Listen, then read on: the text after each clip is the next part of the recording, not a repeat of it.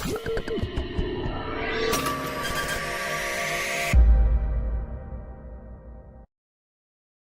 Children, இப்போ பார்க்க போகிற வீடியோ உங்களுக்கு பிடிச்சிருந்ததுன்னா லைக் பண்ணுங்கள், ஷேர் பண்ணுங்கள், கமெண்ட் பண்ணுங்கள், மறக்காமல் ஹைப் பண்ணுங்கள்.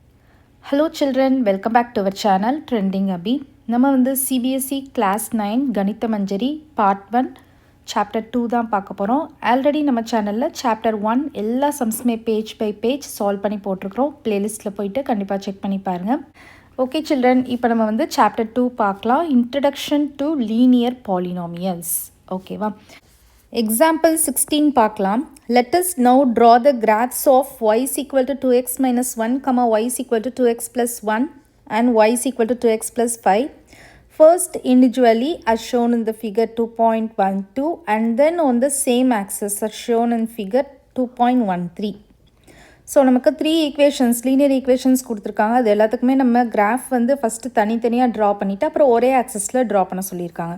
இப்போ ஃபஸ்ட்டு வந்து இந்த ஈக்குவேஷன் பார்க்கலாம். y is equal to 2x minus 1. So இந்த ஈக்குவேஷனுக்கு நீங்கள் வந்து பாயிண்ட்ஸ் எடுத்துக்கலாம். எக்ஸ் வந்து 0வாக இருந்துச்சுன்னா y என்னதான் இருக்கும்?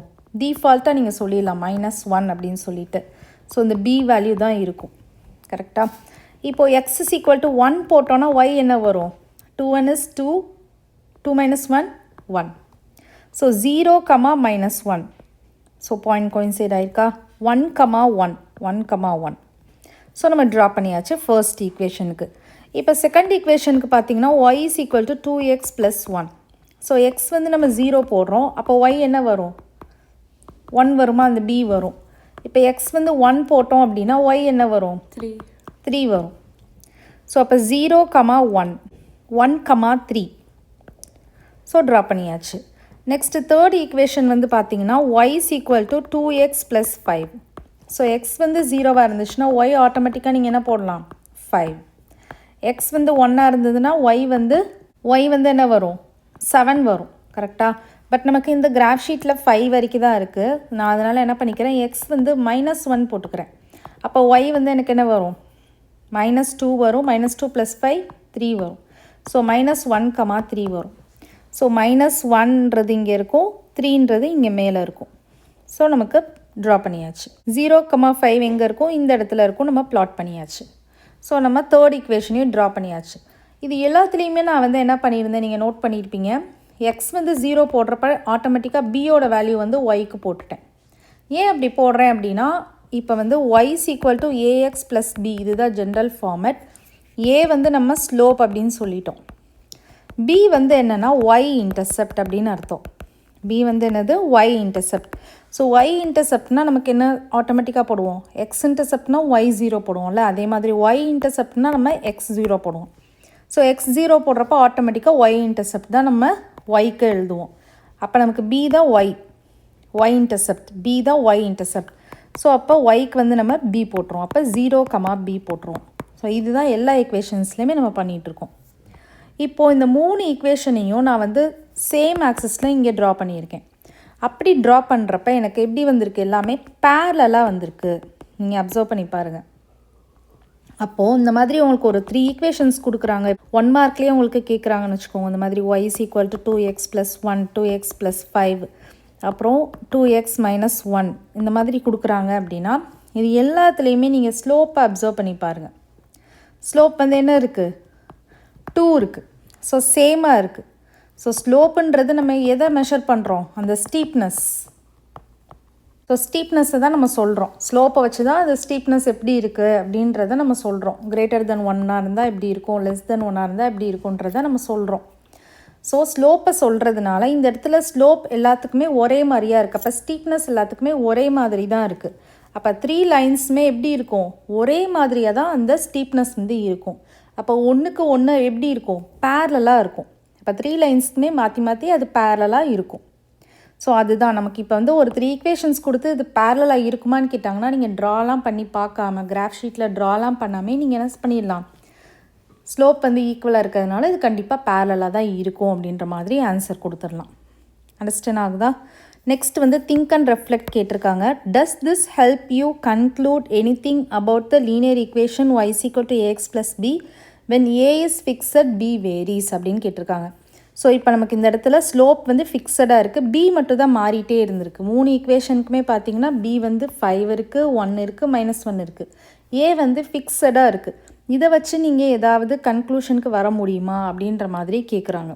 Does this help you to conclude anything about the linear equation y is equal to ax plus b when a is fixed b varies அப்படின்ற மாதிரி கேட்குறாங்க. எஸ், இதில் வந்து ஒரு 3 பாயிண்ட்ஸ் நம்ம சொல்லலாம். ஸோ நான் அதை இங்கே வந்து மென்ஷன் பண்ணுறேன், நீங்கள் நோட் பண்ணிக்கோங்க. ஸோ ஃபஸ்ட்டு பாயிண்ட் என்ன சொல்லலாம்னா, நமக்கு லைன்ஸ் வந்து பேரலல்னு சொல்லலாம். ஏன்னா ஸ்லோப் எல்லாமே சேமாக இருந்ததுனால லைன்ஸ் வந்து பேரலல் அப்படின்னு சொல்லலாம். ஓகேவா? நீங்கள் டீட்டெயில்டாக இப்போ சிம்பிளானா நீங்கள் இந்த மாதிரி எழுதிக்கோங்க. கொஞ்சம் உங்களுக்கு அந்த மார்க்கை வச்சு எழுதிக்கோங்க. இப்போ அதிகமான மார்க்கில் இந்த கொஸ்டின் கேட்குறாங்கன்னா நீங்கள் இன்னும் கொஞ்சம் டீட்டெயில்டாக எழுதணும். The lines are parallel because the value of a, that is அதுதான் ஸ்லோப். கரெக்டாக? the slope ஏன்றதான் ஸ்லோப் is ஃபிக்ஸடாக இருக்குது நமக்கு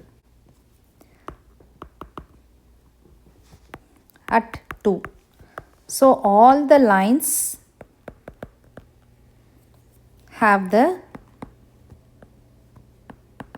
exact ஒரே மாதிரியான ஸ்டீப்னஸ் இருக்கும். கரெக்டாக? Exact same steepness and run parallel to each other அப்படின்னு சொல்லிடலாம். and run parallel to each other, இது வந்து ஃபர்ஸ்ட் பாயிண்ட் சொல்லலாம். parallel to each other. Second point என்ன சொல்லலாம் அப்படின்னா, பி வேல்யூ வந்து ஒவ்வொருதுக்கும் ஒவ்வொரு மாதிரி இருக்குது. ஸோ சம் லைன்ஸ் வந்து மூவ் அப்வர்டாக இருக்கும், சம் லைன்ஸ் வந்து down the y axis move ஆகும். ஏன்னா பீன்றது ஒய் இன்டர்செப்ட். கரெக்டாக? ஸோ நம்ம வந்து த லைன் ஜென்ரலாக நீங்கள் சிம்பிளாக சொல்லணும்னா சிங்கிள் லைனில் சொல்லணும்னா இந்த மாதிரி சொல்லிடலாம். The line shifts up or down அப்படின்னு. நீங்கள் கொஞ்சம் டீட்டெயில்டாக சொல்லணுன்னா இந்த லைனும் சேர்த்து எழுதிக்கோங்க. Changing the value of b simply moves the line up or down the y-axis. up or down the y-axis. So இது வந்து நீங்கள் செகண்ட் லைனில் சொல்லிடலாம். தேர்ட் லைனில் என்ன சொல்லலாம்னா, இது வந்து நமக்கு பி வேல்யூ வந்து எதை ஷோ பண்ணுது? ஒய் இன்டர்செப்டாக ஷோ பண்ணுது. So it shows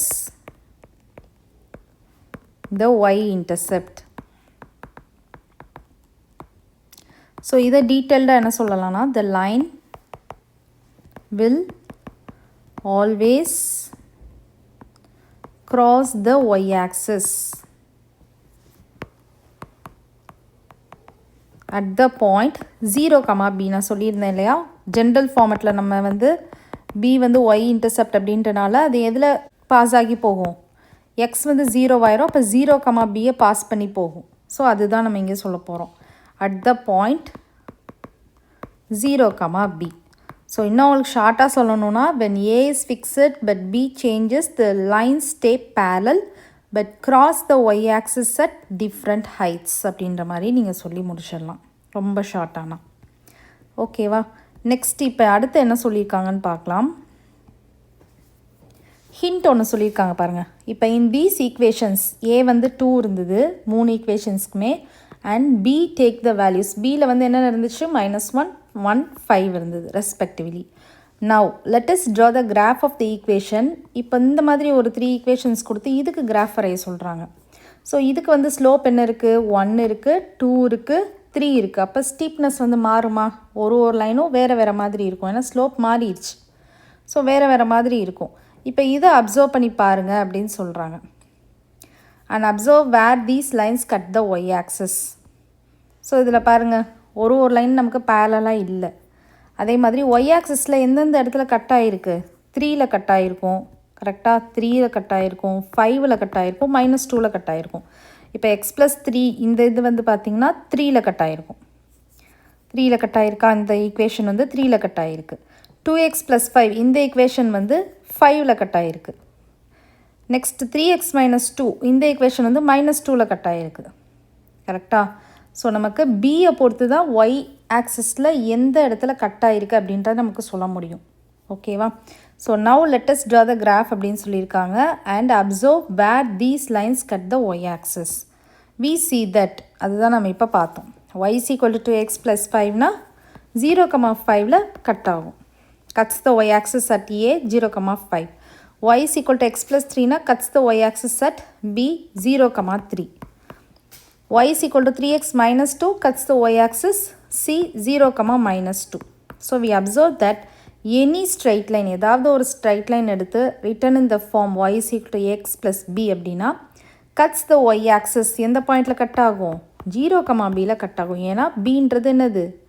y-intercept. So x வந்து 0வாக இருக்கும். அதுதான் திருப்பி சொல்கிறாங்க. cuts the y-axis at the point 0, b. The length b is referred to as the y-intercept of the line. Thus the y-intercept of the line y is equal to, இப்போ y is equal to x plus 3 இருக்குது. இதோட y-intercept length என்னது? 3. அப்படின்னா என்ன அர்த்தம்? 3 units, ஆரிஜின்லேருந்து 3 units மேலே இருக்கும்னு அர்த்தம். ஓகேவா? y is equal to x plus 3 is 3. This means that the line cuts the y-axis. அந்த லைன் வந்து எந்த இடத்துல கட் ஆகும் y-axisல?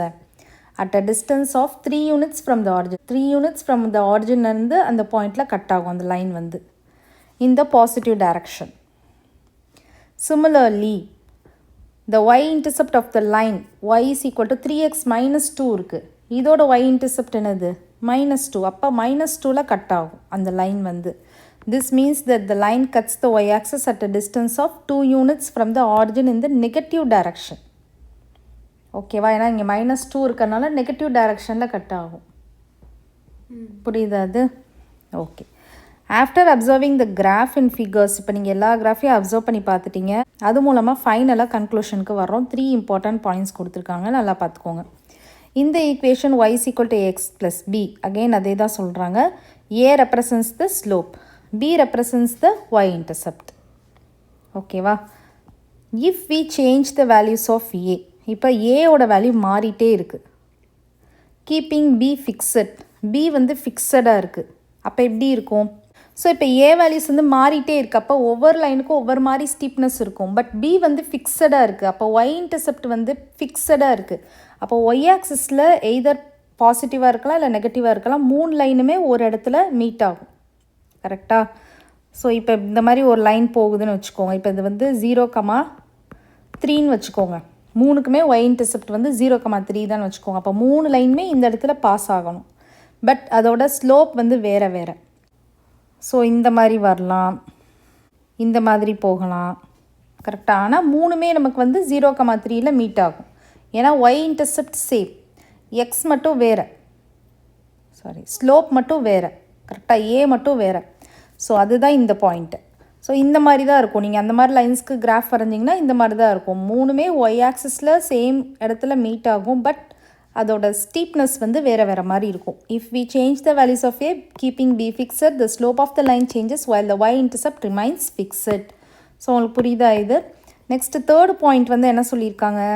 தேர்டு பாயிண்ட் வந்து பார்த்தீங்கன்னா, if we changes the value of b keeping the value of a fixed. இது இப்போ தான் நம்ம பார்த்தோம்.